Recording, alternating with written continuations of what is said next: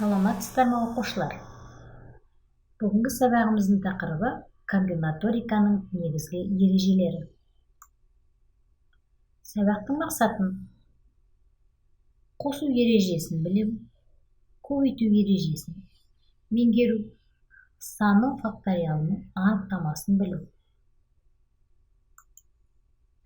Көптеген практикалық есептерді шешуде қандай да бір элементтер жиынынан белгілі бір қасиетке ие элементтер жиынын таңдап алуға, саны шектеулі элементтерден қанша түрлі комбинациялар құруға болатынын анықтауға, элементтерді белгілі бір ретпен орналастыруға тура келеді.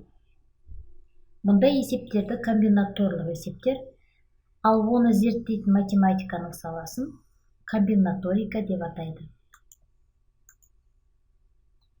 Комбинаториканың көптеген есептері шешуге қажетті негізгі екі ережені қарастырамыз. Қосу ережесі және көбейту ережесі. Мысал, егер бірінші сөреде 20 кітап, ал екінші сөреде 35 кітап болса, онда осы сөрелерден бір кітапты 55 тәсілмен таңдап алуға болады. Бұл есептің шешімі қосу ережесіне негізделген. Бұл жерде біз кітапты бірінші сөреден немесе екінші сөреден таңдап аламыз. Сол себепті де барлық таңдаулар санын табу үшін екі сөредегі кітаптардың санын қосамыз. Анықтама. Егер А элементі М тәсілмен, ал Б элементі N тәсілмен таңдап алуға болатын болса, онда А немесе Б элементін М қосылған N тәсілмен таңдап алуға болады. Келесі мысалды қарастырайық. Инженерлік орынға А1, А2, А3 үш кандидат және оның көмекшісіне Б1 және Б2 екі кандидат бар болсын. Инженер мен оның көмекшісін қанша тәсілмен таңдап алуға болады?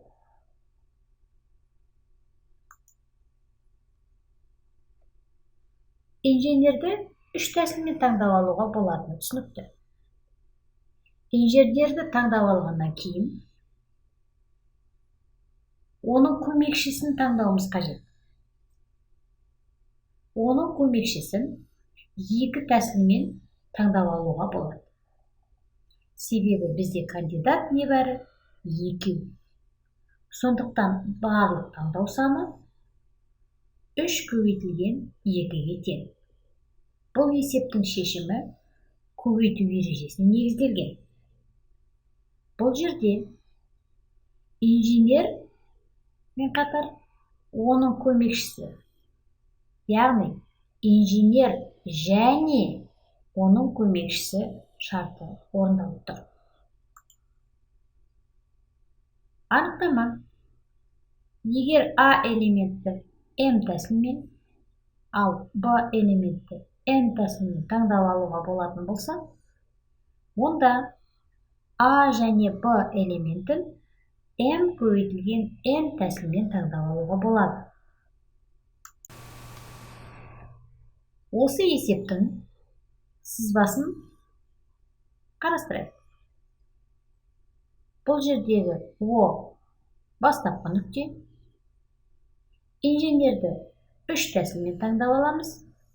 Инженерді таңдап алғаннан кейін оның көмекшісін әрбір инженерге екі тәсілмен таңдап алуға болады.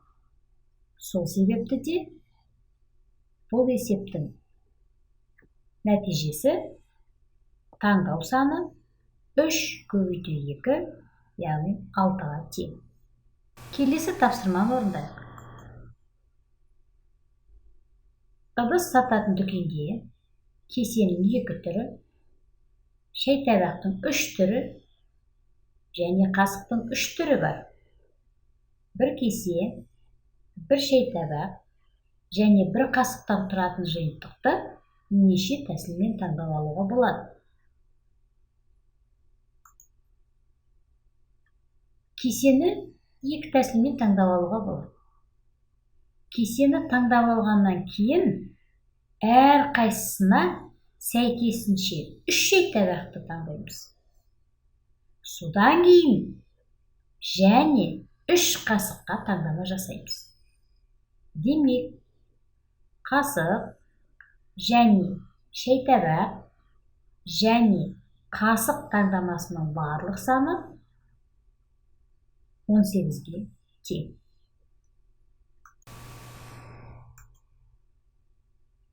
Келесі есепті қарастырайық.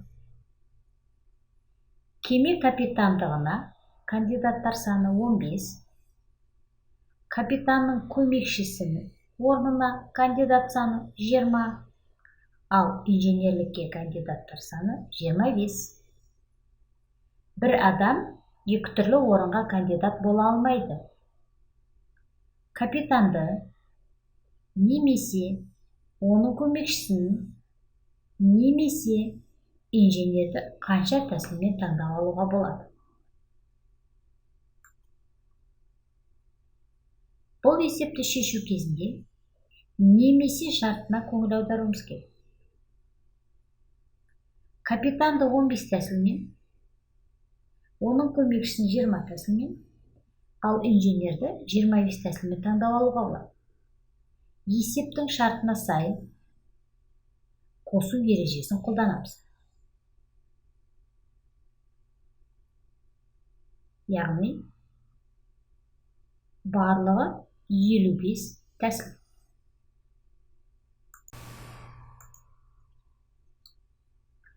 Саны факториалы көптеген комбинаторикалық есептердің шешімі болып табылады. Жалпы түрде санның факториалын n факториал деп жазылады. 2 факториал бұл 1 мен 2-ні көбейтіндісіне тең. 3 факториал 1, 2 және 3 сандарының көбейтіндісіне тең. Тағы сол сияқты n факториал 1-ден n-ға дейінгі n-ді қоса алғандағы сандардың көбейтіндісіне тең.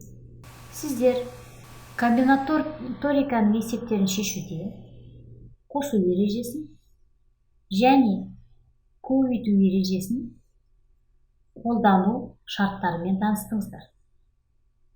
Есептің шартына сай қосу және көбейту ережелерін қолдануға мысалдар қарастырдыңыздар. Енді өзіндік жұмыс тапсырмаларын орындап көріңіз.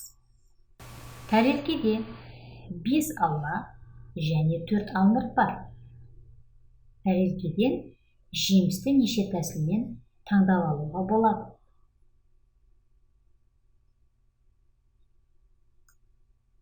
Жауабымызды тексеріп көрейік. Алманы 5 тәсілмен, алмұртты 4 тәсілмен таңдаймыз. Есептің шартына сай қосу ережесі қолданылады.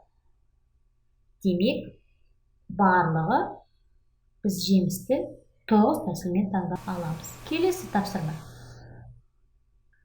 А қаласынан Б қаласына 3 жолмен, Б қаласынан С қаласына 5 жолмен баруға болады. А қаласынан С қаласына тіке баратын жол жоқ.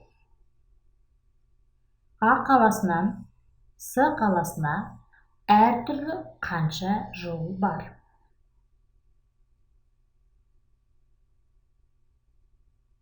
Есебімізді шешу жолын тексеріп көрейік. Есептің шарты бойынша сызбасын салайық. А қаласынан Б қаласына 3 жолмен баруға болады. Б қаласынан С қаласына 5 жолмен баруға болады. Демек, есептің шартына сай көбейту ережесін қолданамыз. Есептің жауабы 15 тәсіл. Білімді пысықтауға берілген сілтемелер арқылы сіз өз біліміңізді толықтыра аласыз. Назарларыңызға рахмет.